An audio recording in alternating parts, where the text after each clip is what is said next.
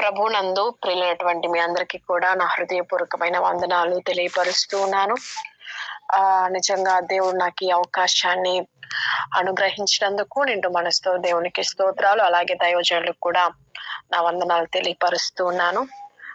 మరి ఈ రాత్రికాల సమయంలో కొన్ని మాటల్ని దేవుడు మీతో మాట్లాడాలని ఆయన ఇష్టపడుతూ ఉన్నారండి. మత్తయి సువార్తలో నుంచి కొన్ని మాటలు ధ్యానించుకుందాం. మత్తయి సువార్త 14వ అధ్యాయము. మత్తయి సువార్త 14వ అధ్యాయము 13 వచనాల నుంచి కొన్ని మాటల్ని మనము ధ్యానించుకుందాం. యేసు ఆ సంగతి విని దోణి ఎక్కి అక్కడి నుండి అరణ్య ప్రదేశమునకు ఏకాంతముగా వెళ్ళెను. జన సమూహము ఆ సంగతి విని పట్టణముల నుండి కాలినడకను ఆయన వెంట వెళ్ళిరి. ఆయన వచ్చి ఆ గొప్ప జన సమూహమును చూచి వారి మీద కనికరపడి వారిలో రోగులైన వారిని స్వస్థపరిచెను.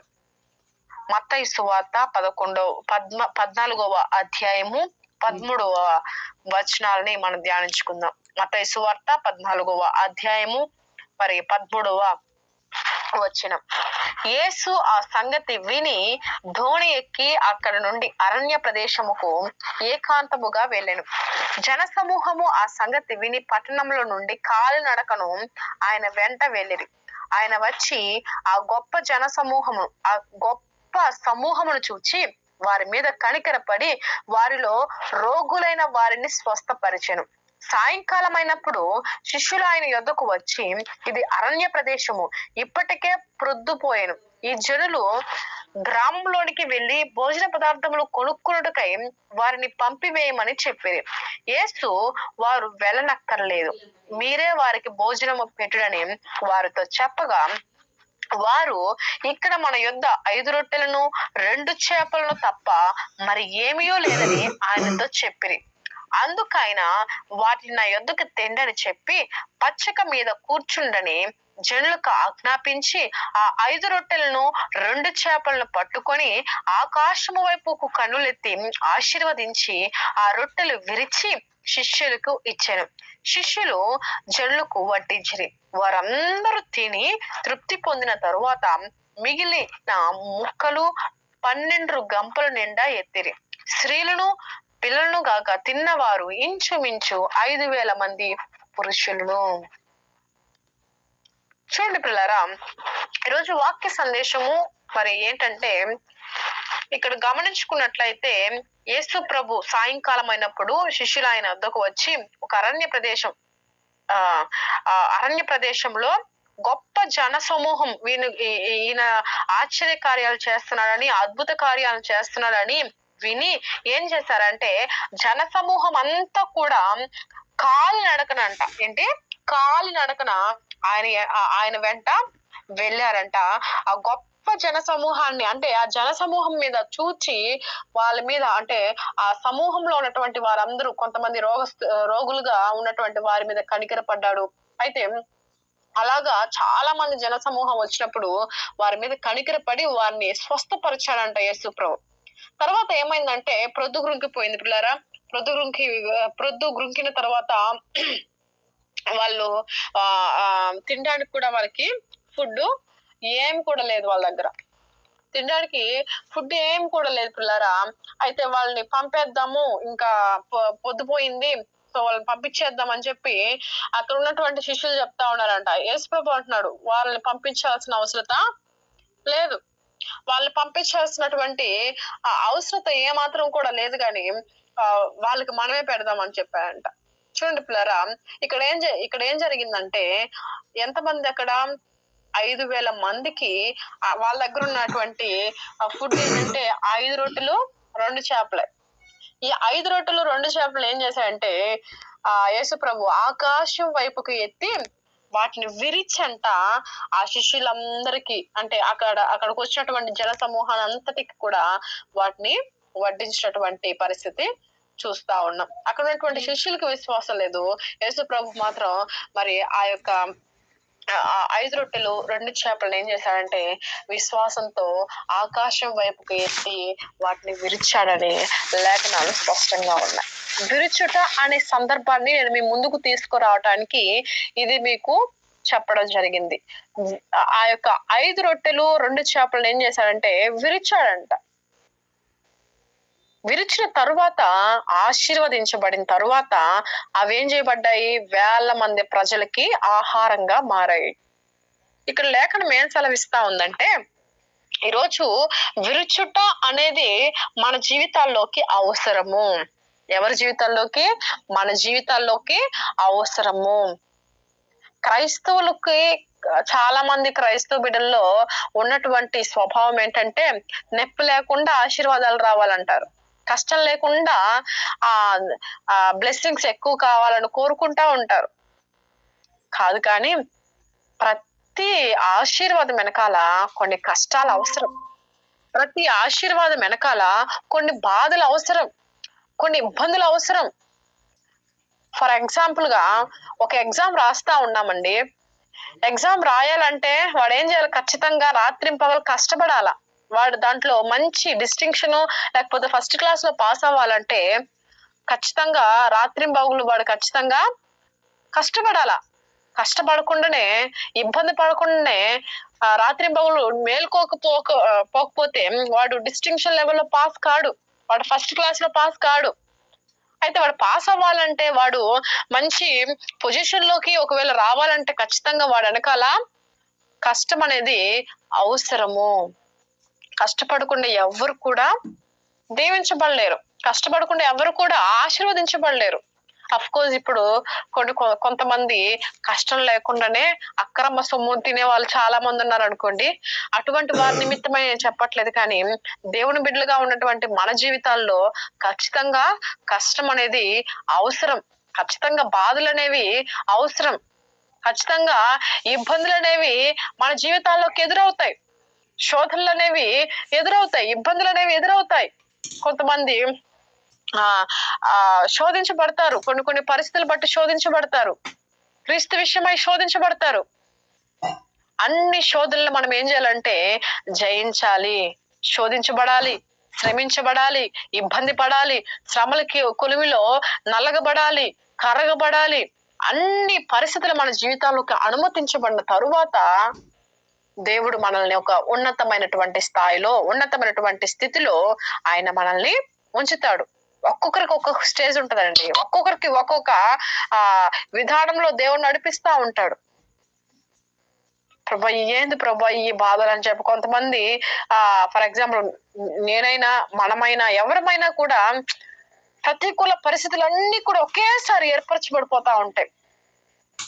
కొన్ని సందర్భాల్లో అనుకోకుండానే నిందలు వస్తా ఉంటాయి, అనుకోకుండానే అవమానాలు ఎదురవుతా ఉంటాయి, అనుకోకుండానే లేనిపోయినటువంటి పరిస్థితులు మన చుట్టూ ఒకేసారి ఏర్పరచబడతా ఉంటాయి. చెప్పుకోలేటువంటి పరిస్థితి, ఒకవేళ చెప్పుకుంటే సిగ్గు చేయడన్నట్లుగా మన జీవితాలు మారిపోతా ఉంటాయి పిల్లరా. అయినప్పటికీ కూడా మన గమ్యము ప్రభు అయి ఉండాలి. అయినప్పటికీ ఎన్ని శ్రమలు వచ్చినా, ఎన్ని బాధలు వచ్చినా నా బ్రతుకుట క్రీస్తే అన్నట్లుగా మన జీవితం ఉండాలి. మరి అపోస్తలుడైన పౌలు ఒక మాట రాసి ఉన్నాడు, నేను క్రీస్తు విషయమై చచ్చిన వాడినై. దేవునికి స్తోత్రం కలుగును గాక. నేను క్రీస్తు విషయమై చచ్చిన వాడినైతే నేను బ్రతుకుతును అని సెలవిస్తా ఉన్నాడు. ఈరోజు అలాంటి నిర్ణయం, అలాంటి తీర్మానం నీ జీవితంలో ఉందా? బిక్కుబిక్కుమన పిరికితనంగా బ్రతుకుతా ఉంటాం, భయంగా బతుకుతా ఉంటాం. ఏమవుతుందో, రేపేం జరుగుతుందో, రేపే భవిష్యత్తు గురించి, వేటి విషయమై అన్ని విషయం గురించి మనము చింతిస్తూ ఉంటాం, బాధపడుతూ ఉంటాం. అయితే ప్రభు అంటున్నాడు, మీ చింత యావత్తు నా మీద వేయండి. అంటే మీ చింత యావత్తు నా మీద వేయండి అంటున్నాడు. ఆయన మన చింతలు తీర్చడానికి మన ప్రభు మనతో ఉన్నాడు. మన ప్రభు మనతో ఉన్నాడండి, ఎల్లప్పుడూ మనతోనే ఉంటాడు ఆయన. ఎక్కడైతే శోధించబడకూడదు అనుకుంటామో అక్కడే శోధించబడతా ఉంటాం. అయితే అక్కడ నువ్వు కరెక్ట్ గా గట్టిగా ఉన్నావా లేదని ప్రభు నిన్ను పరీక్షిస్తూ ఉంటాడు.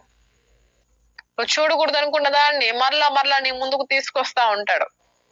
నువ్వు ఆలోచించకూడదు తప్పుగా, ఒకవేళ తప్పుగా మాట్లాడకూడదు అని ఎప్పుడైతే నిర్ణయాలు తీసుకుంటూ ఉంటావో వాటినే నీ ముందుకు తీసుకొస్తా ఉంటారు కొన్ని కొన్ని సందర్భాల్లో.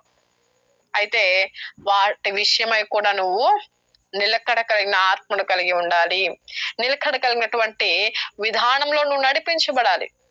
విరుస్తా ఉన్నాడు దేవుడు నువ్వు విరవబడాలి. విరచబడ్డప్పుడే నువ్వు అనేక మందికి ఆశీర్వాదంగా ఉంటావు. 5 రొట్టెలు 2 చేపలు ఏం చేశాడు?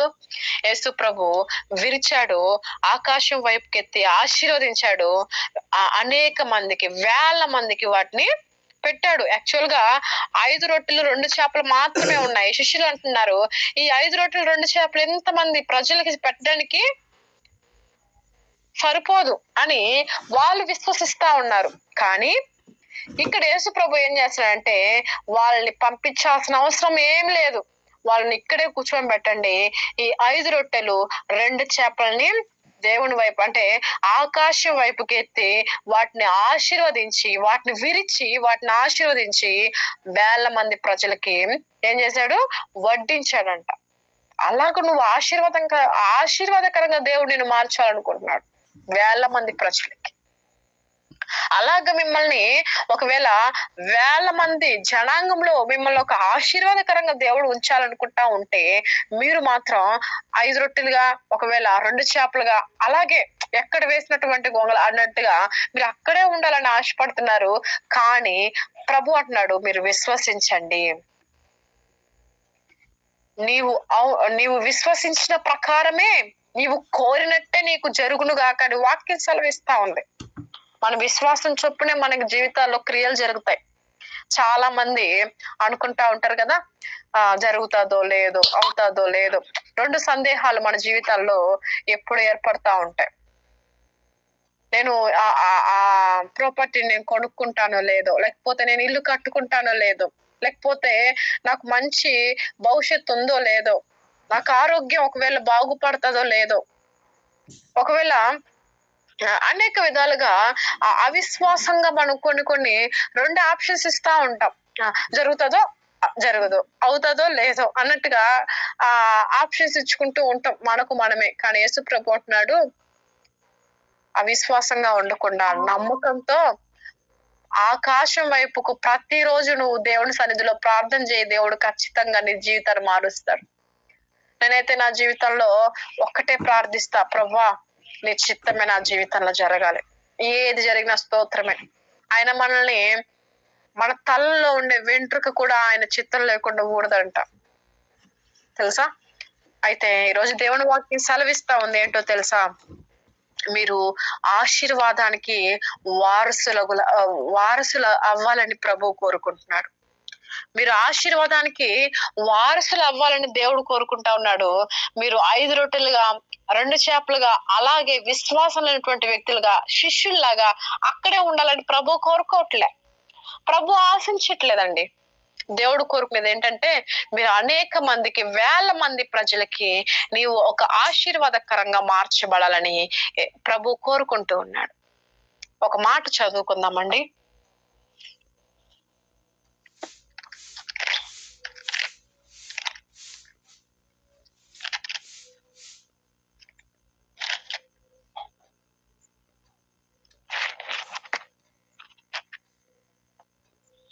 కొరింథీయులకు రాసినటువంటి మొదటి పత్రిక, అపోస్తలుడైన పౌలు కొరింథీయులకు రాసినటువంటి మొదటి పత్రికలో ఒక మాట ఉంది. 1వ అధ్యాయము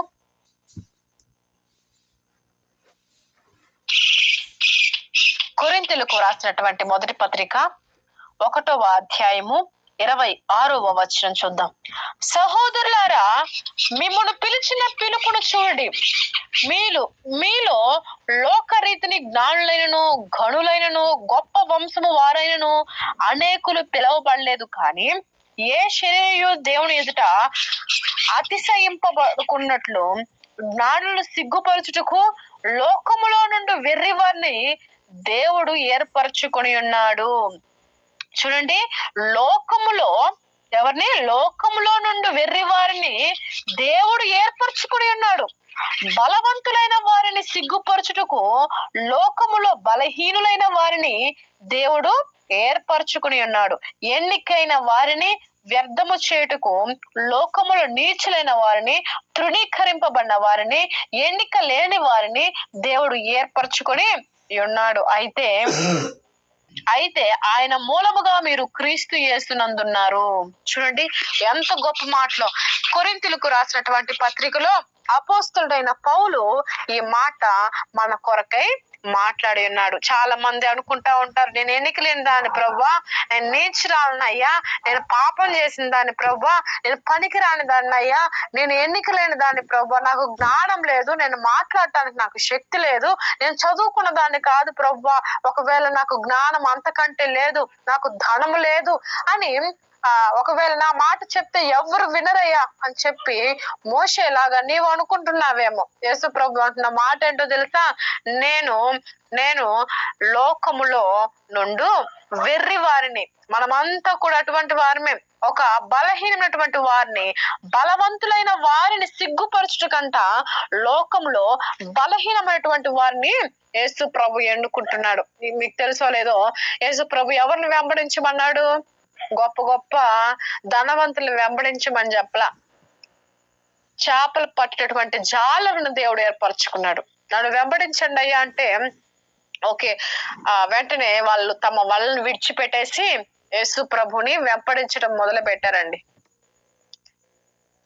మత్తయి సువార్తలోనే ఒక మాట ఉంది, ఒక ధనవంతుడు మరి చెప్తా ఉన్నా, నేను నీతో వస్తానయ్యా, నేను చిన్నప్పటి నుంచి నేను ఆజ్ఞలన్నిటిని కూడా అనుసరిస్తున్నాను ప్రభు అంటే యేసు ప్రభు అంటున్నాడు, నీకున్న ధనం అంతటిని కూడా అమ్మేసి బీదలకి ఇచ్చేసి తర్వాత నా దగ్గర రా అంటే ఆయన చిన్న ముఖం పెట్టేసుకున్నాడంట. చూసారా?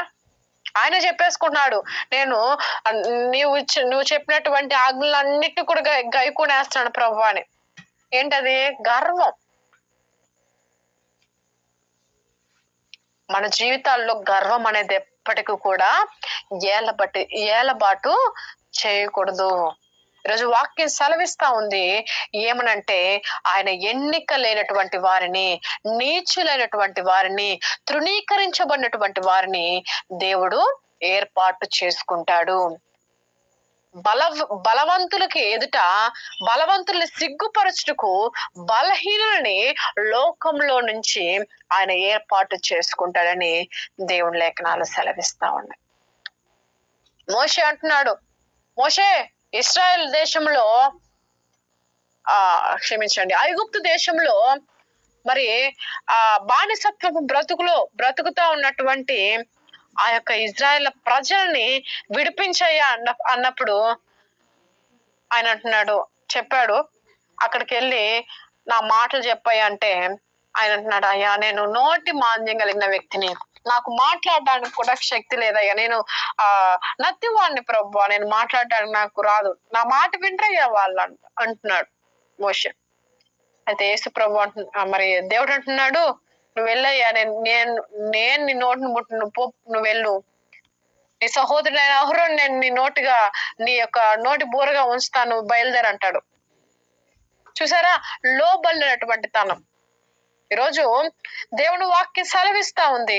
ఈరోజు వాక్య భాగం వింటున్నటువంటి నా జీవితంలో గమనిస్తే పిల్లరా, మనం ఎలా ఉన్నాం? దేవుడు అంటున్నాడు, నన్ను మనల్ని దేవుడు ఏర్పాటు చేసుకునేది. ఒకవేళ లోకం దృష్టికి మనము జ్ఞానం లేని వ్యక్తులమే, నీచులమే, ఒకవేళ బలహీనలమే, ఎన్నిక లేనటువంటి వారమే, కానీ ప్రభు నిన్ను ఆశీర్వదించాలనుకుంటున్నాడమ్మా. ప్రభు నిన్ను దీవించాలనుకుంటున్నాడు. ప్రభు నిన్ను అనేక మందికి ఒక వెలుగుకరంగా ఉంచాలనుకుంటున్నాడు. కానీ నీవు మాత్రం అవిశ్వాసంగా నన్ను ఇంకా దీవించాల్సిందేలే అన్నట్లుగా, ఒక ప్రశ్నార్థకంగా, ఒక చింతగా, ఒక నిరాశగా నువ్వు మిగిలిపోయినావు. ఇంకొక మాట కూడా మనం ధ్యానించుకుందాం.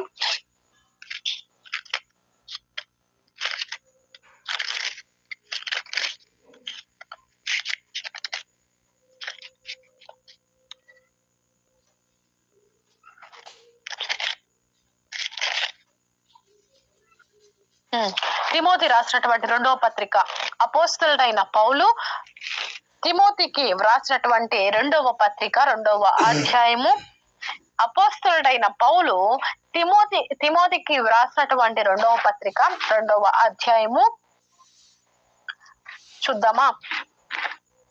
11వ వచనం చూద్దామండి. ఈ మాట నమ్మదగినది, ఏదనగా మనం ఆయనతో కూడా చనిపోయిన వారమైతే ఆయనతో కూడా బ్రతుకుదుము, సహించిన వారమైతే ఆయనతో కూడా ఏలుదుము. ఆయన్ను ఎరగమంటే ఆయన ఎరగమంటే మనల్ని ఆయన ఎరగనను. ఓకే, ఆ మాట తర్వాత చూద్దామండి. సహించిన వారైతే, ఈ మాట నమ్మదగినది 9వ వచనం నుంచి మనం ధ్యానించుకుందామండి. నేను నేరస్తునై ఉన్నట్టు ఆ సువార్త విషయమై సంఖ్యలతో బంధింపబడి శ్రమపడుచున్నాను, అయినను దేవుని వాక్యం బంధింపబడి ఉండలేదు. అందుచేత ఏర్పరచబడిన వారు నిత్యమైన మహిమతో కూడా క్రీస్తు యేసునందు రక్షణ పొందవలనని నేను వారి కొరకు సమస్తమును ఓర్చుకొనుచున్నాను. ఈ మాట నమ్మదగినది, ఏదనగా మనం ఆయనతో కూడా చనిపోయిన వారమైతే ఆయనతో కూడా బ్రతుకుదుము, మనం ఆయనతో కూడా చనిపోయిన వారమైతే ఆయనతో కూడా బ్రతుకుదుము. చూడండి పిల్లారా, పైన 10వ వచనం చూడండి. అందుచేత ఏర్పరచబడిన వారు నిత్యమైన మహిమతో కూడా క్రీస్తు యేసు నందలి రక్షణ పొందవలనని నేను వారి కొరకు సమస్తమును ఓర్చుకొనుచున్నాను. ఎవరంటున్నారు ఈ మాట? అపోస్తలుడైన పౌలు అంటున్నటువంటి మాట ఏంటంటే, వాళ్ళందరూ కూడా క్రీస్తు యేసు మహిమను రక్షణను ఈ లోక ప్రజలు పొందుకోవాలని నేనేం చేస్తున్నానంటే సమస్తమును ఓర్చుకుంటున్నాను అంటున్నాడు. ఈ ఓర్పు నీకు నాకుంటే ఒకవేళ బాగుండేమో, మన కుటుంబాలు బాగుపడి ఉండేవి. ఓర్పు లేకుండా, సహనం లేకుండా నిరాశ పడిపోతా ఉంటాం. ఇంకా మారుతారులే ప్రభా, ఎప్పటికి మారుతారు, ఇక వీళ్ళు మారిన కాలానికి లే అన్నట్లుగా అయిపోతున్నాం. మన కుటుంబాలు మారకపోవడానికి గల కారణం ఏంటంటే ఇది కూడా ఒక బలహీనత అని చెప్పుకోవచ్చు. ఓర్పు అనేది అవసరం మనకి. వెంటనే కోపగించుకునేస్తాం. కొన్ని సందర్భాల్లో క్రైస్తవ కుటుంబాల్లోనే దేవునికి వ్యతిరేకమైన క్రియలు మన కుటుంబాల్లో జరుగుతా ఉన్నప్పుడు, దేవునికి వ్యతిరేకమైనటువంటి కార్యాలు, మాటలు ఒకవేళ జరుగుతా ఉన్నప్పుడు మన హృదయాలు గాయపరచబడతా ఉంటాయి. అంటే రక్షించబడిన వాడికి అవన్నీ ఏం చేయబడతా ఉంటాయి అంటే బాధను కలిగిస్తా ఉంటాయి. అయితే దేవుని వాక్యం సెలవిస్తా ఉంది, సమస్తమును పౌలు భక్తుడే ఓర్చుకున్నాడంట. నీవు నేను మనం ఎంతండి? మనం ఓర్చుకుంటే దేవుడు ఒకవేళ కార్యాలు చేయలేడు. క్రీస్తు విషయమై చచ్చిన వారమైతే అంటున్నాడు, మనం కూడా చచ్చిపోతే మనం బ్రతుకుతామని దేవుని లేఖనాలు సెలవిస్తా ఉన్నాయి. ఈరోజు వాక్య భాగం ద్వారా దేవుడు సూటిగా నీతో నాతో మాట్లాడుతున్నాడు. ఈ మాటలో క్రీస్తు విషయమై చచ్చిపోదాం, అయితే ఆయనతో కూడా మనం బ్రతుకుతాం. నువ్వు విరగబడితే, నువ్వు ఓర్చుకోగలిగితే ఖచ్చితంగా దేవుని నీ యొక్క ఓర్పుకి, నీ సహనానికి, నీ శోధనకి, నీ శ్రమలకి, నీ ఇబ్బందులకి దేవుడు ఖచ్చితంగా కార్యాన్ని జరిగిస్తాడు. మన దేవుడు నమ్మదగిన వాడు. మన దేవుడు నమ్మదగిన వాడండి. అందుకే చెప్తా ఉన్నాడు పౌలు భక్తుడు, ఆయన నమ్మదగిన. చూద్దాం ఆ మాట.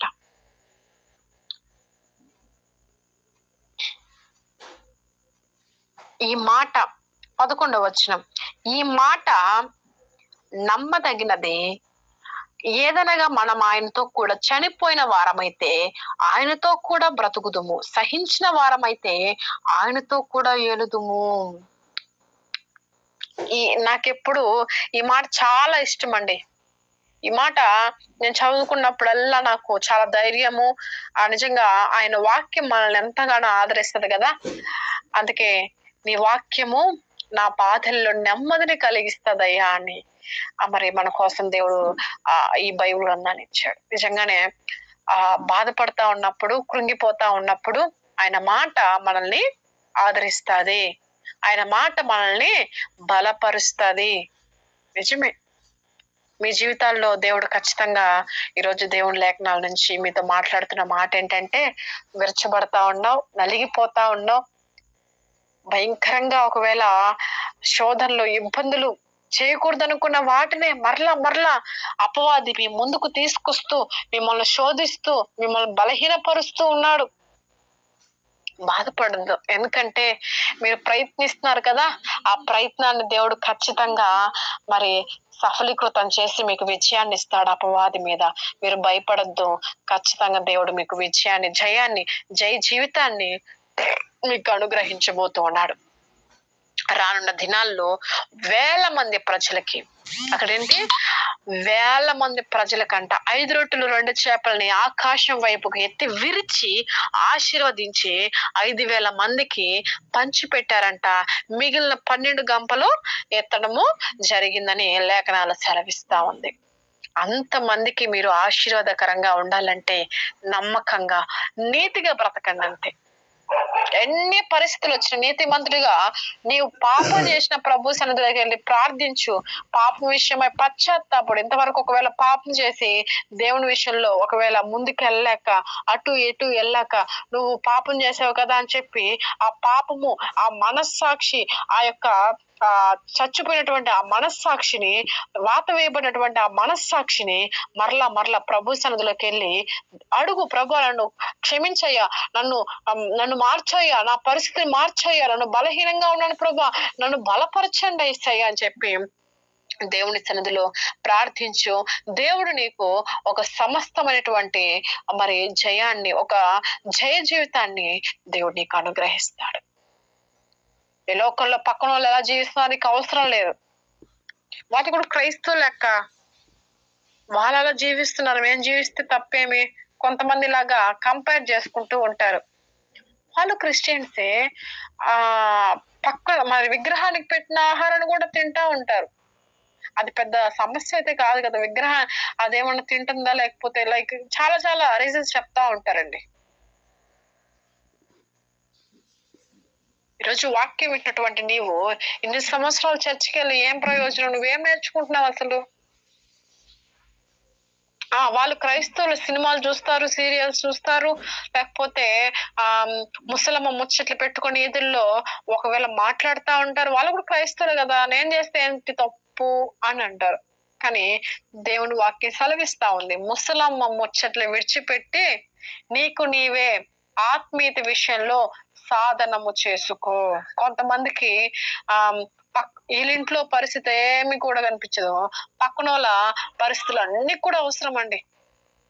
అదేం ఇంట్రెస్టో నాకైతే తెలియదు, కానీ నేనైతే ఒకటే తీర్మానించుకున్నా, ఏంటంటే పక్కన వాళ్ళ ఇంట్లో ఒకవేళ గొడవ జరిగిందని నాకు వినిపిస్తే ఖచ్చితంగా నేను చేసేది ఏంటో తెలుసా, ప్రభా ఆ కుటుంబానికి సమాధానం కలుగు చేయ అని. కానీ కొంతమందికి ఎందుకు ఆ ఇంట్రెస్ట్ నాకైతే అర్థం కాదు. కానీ పక్కన వాళ్ళ ఇంట్లో ఒకవేళ అదేంటంటే దేవునికి వ్యతిరేకమైనటువంటి క్రియ అని చెప్పుకోవచ్చు. దయచేసి మీరు మనలో ఎవరైనా ఒకవేళ అటువంటి స్వభావం కలిగి ఉంటే ఇంక నుంచి ఇలాగ అలవర్చుకోండి. ఎవరైనా ఫ్యామిలీస్ లో గొడవ జరిగినా, పెద్ద పెద్ద గొడవలు, కొట్లాట్లు, ఇబ్బందులు జరిగినప్పుడు నువ్వు ఒకటే ప్రార్థించు. ఒకవేళ నువ్వు వెళ్ళి అక్కడికి సాల్వ్ చేయలేవు, ఒకటే ప్రార్థించు, ప్రభువా ఆ కుటుంబానికి సమాధానం కలుగు చేయ అని చెప్పి. అపవాది అలాగా లేనిపోని కలహాలు పుట్టిస్తా ఉంటది. అపవాది మరి కుటుంబాల్లో లేనిపోయినటువంటి కలహాలను పుట్టిస్తా ఉంటుందండి. అయితే నీవేం చేయాలి తెలుసా, ప్రభువా సమాధానం కలుగు చేయ అని చెప్పి నువ్వు ప్రార్థించు. నిజంగా నువ్వు ఆత్మీయ బిడ్డవైతే, లేదు అవి నీకు ఒకవేళ ఇంట్రెస్ట్ గా ఉంటే, నువ్వు ఆత్మీయురాలు కాకపోతే, నువ్వు దేవుని బిడ్డవు కాకపోతే ఖచ్చితంగా నీవు కూడా అందరిలాగా ఈదుల్లో నిలబడి వాళ్ళందరినీ కూడా చూసుకుంటా ఉంటావు.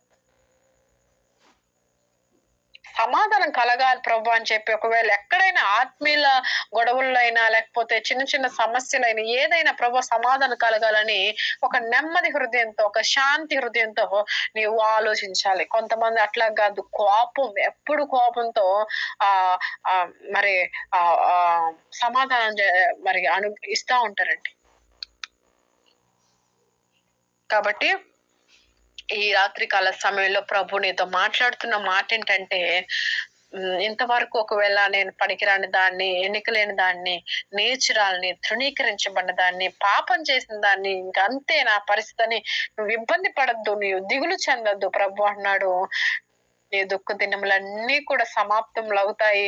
ఖచ్చితంగా దేవుడు నీకు సమాధానం ఇస్తాడు. ఎందుకంటే ఆయన ఊరికి నిన్ను విడిచిపెట్టేసి ఒకవేళ ఆయన సేవకు వాడుకోడు, కానీ అన్నిటిని సమకూర్చి జరిగించి సమాధానాన్నిచ్చి నీకు ఒక జయ జీవితాన్ని ఇచ్చి తర్వాత నేను ఖచ్చితంగా వాడుకుంటాడు. అయితే నువ్వు ఆయనకి ఏం చేయబడాలంటే నీ జీవితాన్ని ఆయనకి అప్పగించుకో, నీ జీవితాన్ని ఆయనకి సమర్పించుకో. ఖచ్చితంగా దేవుడు నిన్ను ఆశీర్వదిస్తాడు. నువ్వు విరచబడినా కూడా నువ్వు ఒకటే అనుకోవాలి, ప్రభు నన్ను ఈ రోజు నలగబెడుతున్నాడు. ఒకవేళ విరిగిపోతా ఉన్నాను, ఒకవేళ నా జీవితంలో అనేక పరిస్థితులు మరి అన్ని కూడా అనుమతించబడ్డాయి. ఆయన నా ప్రభుకి స్తోత్రం అని చెప్పుకో, ఆయన నా ప్రభుకి మహిమ అని చెప్పుకో. ప్రతిదీ కూడా నా మేలుకే అని నువ్వు ఆలోచించి ఒకటే అనుకో, ఏంటో తెలుసా, నా ప్రభు ఖచ్చితంగా వీటన్నిటికీ సమాధానం ఇస్తాడు. నీవు నీతిమంతుడిగా తీర్చబడు. అయితే నీ తప్పును పెట్టుకొని ఒకవేళ ఎందుకు ప్రభా అని చెప్పనద్దు. నీ తప్పు ఒకవేళ ఉంటే ప్రభు సన్నిధిలో ఒప్పుకో, నీతిమంతుడిగా తీర్చబడు. మరి సంసోను ఏ విధంగా అయితే నీతిమంతుడిగా తీర్చబడ్డాడు, మరి నీవు కూడా తీర్చబడిన తర్వాత దేవుని దగ్గర మరి నీ పాపములన్నిటిని కూడా ఒప్పుకొని పశ్చాత్తాపడు. ఖచ్చితంగా దేవుడు నిన్ను ఆశీర్వదిస్తాడు. కాబట్టి ఈ రాత్రికాల సమయంలో ప్రభు ఈ వాక్య భాగం చేత మీ అందరితోనూ నాతో మాట్లాడుతున్నటువంటి మాట ఏంటంటే, విరుచుట. 5 రొట్టెలు 2 చేపలను విరిచి 1000 మంది ప్రజలకి, 5,000 మందికి ఏ విధంగా అయితే వడ్డించాడో ఆ విధముగా నీవు ఆశీర్వాదకరంగా అనేక మందికి ఉండాలని ప్రభు ఆశిస్తూ ఉన్నాడు. కాబట్టి నీవేం వెనక్కి వెళ్ళొద్దు, నువ్వేం నిరాశపడద్దు, నువ్వేమి చింతించొద్దు. దేవుడు మీ చింతలన్నిటిని కూడా తీర్చేస్తా ఉన్నాడు, మీ బాధలన్నిటిని కూడా తీసేస్తా ఉన్నాడు, మిమ్మల్ని మెండుగా ఆశీర్వదిస్తున్నాడు. కాబట్టి దేవుడి కొద్ది మాటను దీవించి ఆశీర్వదించుగాక. ఆమేన్.